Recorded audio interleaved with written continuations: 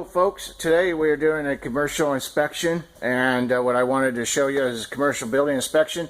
And what I wanted to show you, they literally, see how they put the fireproof or the foam insulation around it, pretty awesome. But they use this this foam insulation to glue the door in. Now look here, see, watch my hand, and there's nothing back there.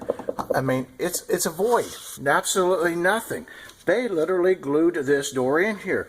They put these right in here just to help hold the foam from blowing out. So this door is just basically held in here by this foam.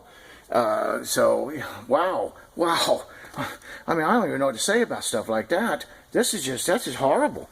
Well, I hope this has been beneficial, and if you ever have a void or you have a loose door and it doesn't make any sense to you, why? Give us a call. You got a commercial project out here, you need to get it inspected, give us a call. Find out why. We are the highest rated reviewed company in the St. Louis area. Have a great day. Call Galloway Building Services.